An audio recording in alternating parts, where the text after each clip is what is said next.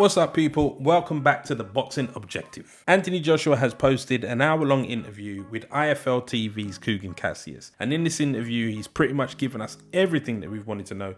He's covered every subject that we've been talking about that has had the internet going crazy, and he's let us know exactly what's going to happen going forward.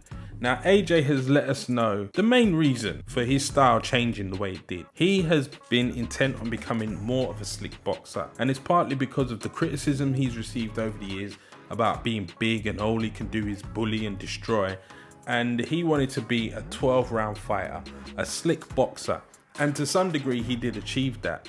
But he acknowledges that choosing this tactic against Usyk was just completely wrong, and he knows that in order to have success in the second fight, he's going to have to become a hybrid version of the Anthony Joshua of old and the Anthony Joshua of new. I've made my feelings clear on what I think Anthony Joshua needs to do. I also made my feelings clear on what I expected him to do in the first fight, and pretty much I'm standing by that. If he wants to win the rematch, he does need to do just that.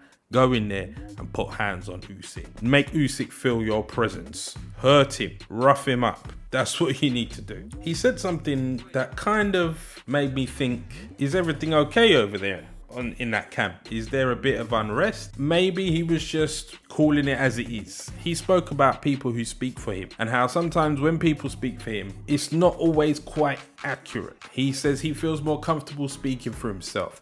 And doing an interview with Kugan Cassius is exactly what he felt he needed to do, because he knew that Kugan would give him the space for him to speak for himself. He even suggested that maybe sometimes it's all with good intentions and everybody's on his side and everyone's cool like that. That maybe Eddie Hearn sometimes doesn't speak as accurately as AJ would like. And I was a bit like, oh, well, he's never said that before, but maybe it is just that, and that's exactly where he's coming from. So AJ does always speak quite openly. He also spoke about loyalty, and I mean, it's a strange thing, loyalty.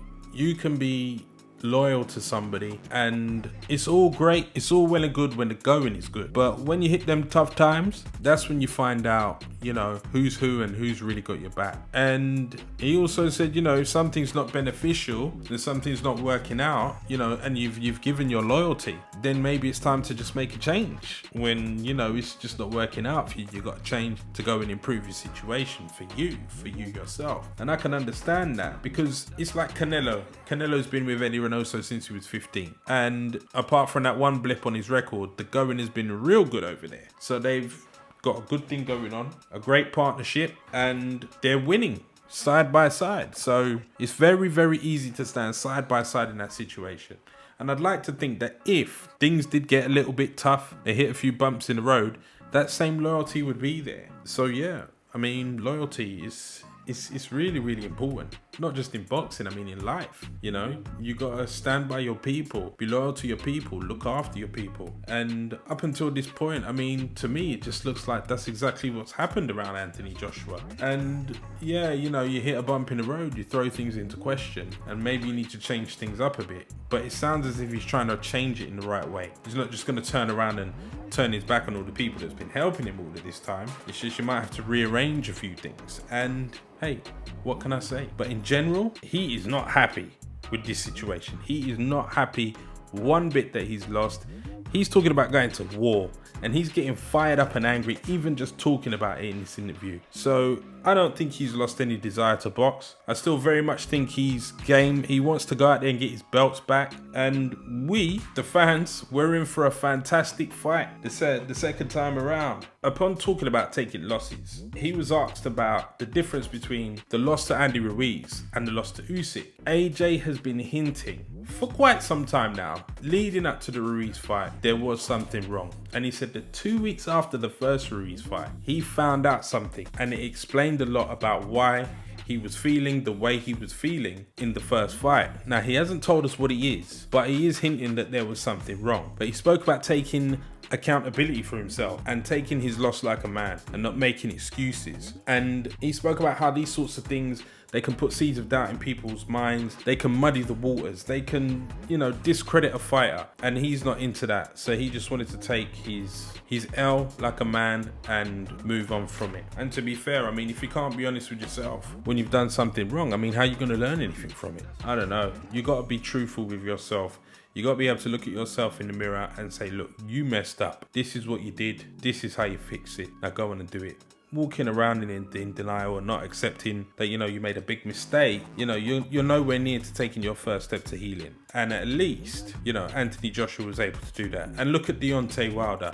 I believe he took that step. He eventually took that step and he's been able to push on from that. So it's all good. Being honest with yourself, holding yourself accountable. And when it comes to accountability in this situation with AJ, he talks about the awkward conversations he's had with his team. And they've all probably had to sit down and talk about what the hell went wrong. Look at the decisions we made. The tactics we chose were all wrong. Now, there's been a lot of talk about Anthony Joshua looking for a new coach, and he's sort of confirmed that he is, yet at the same time he's sort of let us know that Rob McCracken is still very much in the picture. And he basically went out there to the United States and was visiting all of these major gyms, talking to all of these coaches and, taking bits and bobs from them, learning. And if he feels the need to go back over there and train with one of them for 6 months, he's going to make a decision and he's going to go and do that. He said he spent time at Eddie Reynoso's house. Then the next day they went to the gym and he watched Canelo spar for 12 rounds, and he was just picking up bits and bobs, trying to hear about his performance and what they think he needs to do from another voice other than the voice in his comfort zone in his team back in Sheffield. What can I say? Anthony Joshua's, he's thinking about it. He's thinking about how to improve. The interview is quite a good watch. He covers a lot of different things, and I'm not gonna cover it all word for word, but it was a really good interview. And I just think that Anthony Joshua, he understands that this next fight, it means an awful lot, because who is he gonna be after this if he loses? I don't think his career will be over. I don't think it's gonna be a complete write-off, you know what I mean? Forget him. No. He can still go on. There's still really good fights for him to have, whether he gets the belts back or not. I would love to still see him fight Wilder one day, see him fight Fury, whoever's next. But let's hope he beats Usyk. He's got to get through that one first, and let me see what happens. But Usyk is just a tricky customer, the new world heavyweight champion. And, let's be real. Yeah, pound for pound. Usyk versus Canelo. Who have you got? Yeah, you can leave who you got in the comment section down below. And let's say, hey, pound for pound, AJ versus Canelo. Who you got? Because I know that I'd probably put money on Canelo defeating AJ. But I don't know if it would be so simple for Canelo to defeat Usyk. But hey, it is what it is. I'll pick your brains with that one. But people, that's me. I'll catch you in the next video. Peace.